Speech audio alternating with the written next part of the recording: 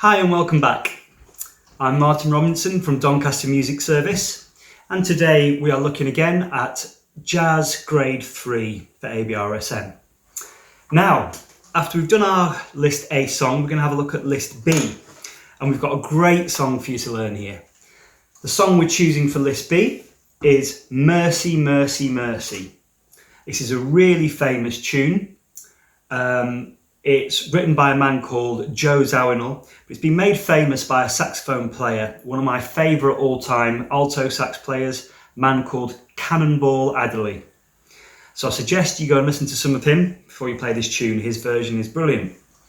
Now, it's a really soulful gospel tune. It's quite different to Cold Duck Time. So you've got an idea of how it goes. I'm going to play it for you.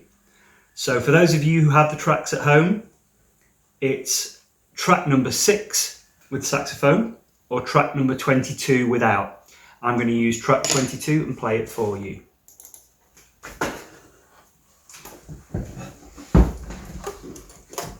One, two, 1, 2, 3.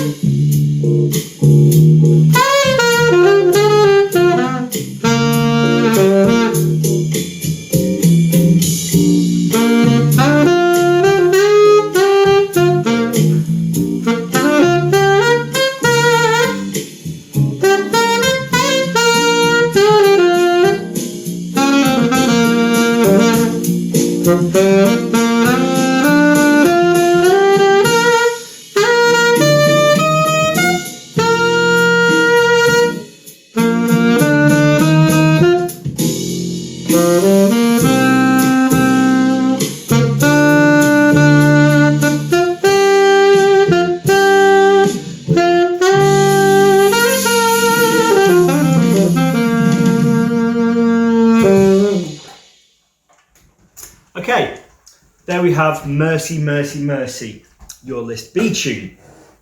Really great tune, really good fun to play. So what are we going to need to learn before we start learning this tune? So I would suggest, as usual, it's a scale, and I would suggest for this one, we need to learn the G major pentatonic scale. So for those of you who have this book here, you'll see it in there, and we'll learn it now. It goes G, A, B, D, E, and then G again at the top. So that's for you again. G, A, B, D, E.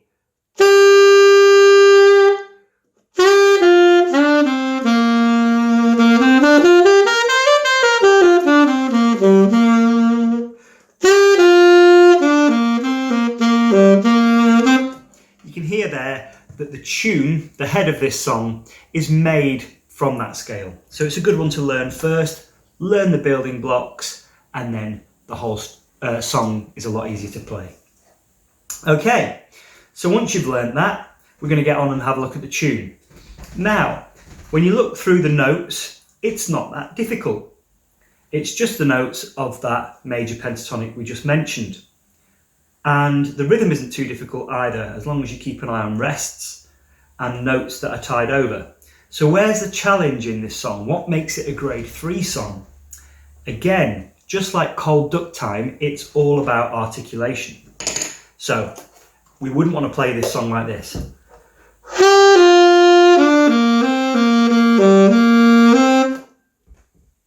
hasn't got any life or shape to the melody. And we're going to bring that with articulation. So if you have a look where you come in on beat 2, and it's da da da da da da da da da.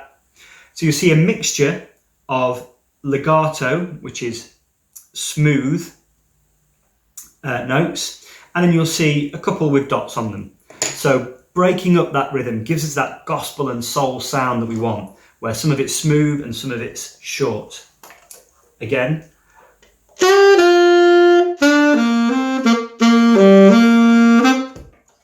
So it's a real mixture of when you use your tongue and when you don't use your tongue. So have a look through and make sure where it's a dot it's short and where it's slurred it's smooth. Okay, now the other big thing in this tune, probably more importantly than any of the tunes we've done so far, dynamics are huge in this song, especially if you want to be going for those higher marks in your exam. So a lot of the tunes we've done might be in the middle somewhere between M, P and F. This one goes all the way from double P, which is double piano or double quiet, all the way up to F and beyond, so forte meaning loud or powerful. And you'll hear throughout this song a big use of crescendos. So these can be written down in 2 ways. Have a look at bar 9. You'll see PP cresc. That means PP or double quiet and then crescendo. So it's saying you're going to start as quiet as you can and then creep up. So at bar 9 we want this sound super quiet, and then over these 4 bars we're going to build up to forte.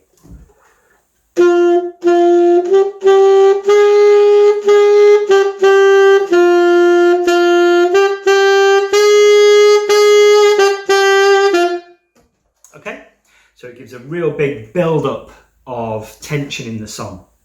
Same thing happens at bar 13.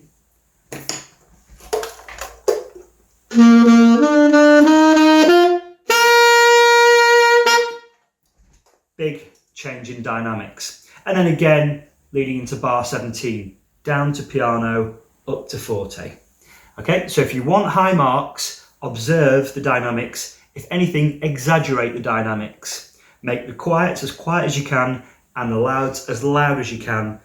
That's the character of this song. So, once you've learnt the tune itself, we move on to the solo.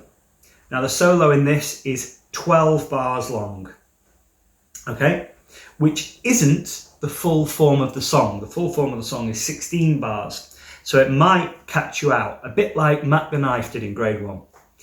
So what you want to do is make sure you're counting along, because at bar 32 you need to go back to the sign, which is bar 13, and that can catch you out. It caught me out a minute ago. I had to play up the wrong octave.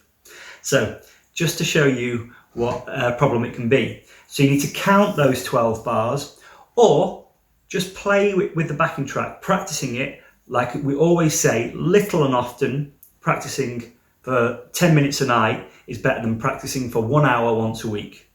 Okay, and keep practicing this song with the backing track until you can feel those 12 bars and where it goes back to 13 and then the head and coda. So in the solo, you've got plenty of space. This song's only 100 beats per minute. It's not particularly fast. So you've got lots of space for expression. Now the notes you need are in the box as usual, but you can use other sounds in this. The C major scale will work starting on G. There are other sounds you can use. You can use the F major scale and the G major scale in different places. That's a little bit more advanced. For now, I would stick to the notes of C major starting on G and the G major pentatonic we looked at earlier. Okay? So C major starting on G gives us the G Mixolydian scale, which sounds like this.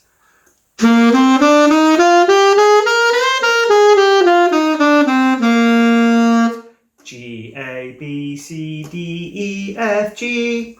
So it's C major just happens to start on G.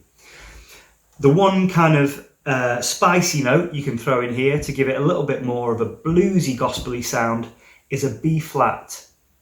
So you can swap out that B for a B flat, and it changes the sound from a major sound to a minor sound, makes it more bluesy. I'm not going to tell you when to do this. You're going to figure that out by practicing along and just experimenting. That's what jazz is all about.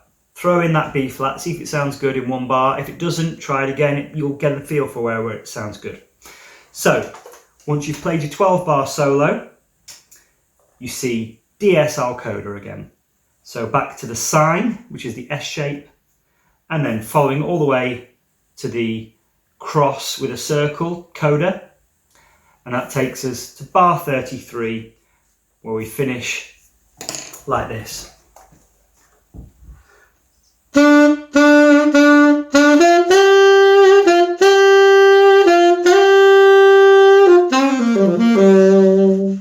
So, it's a phrase you've already played before. Ba ba ba ba ba ba ba.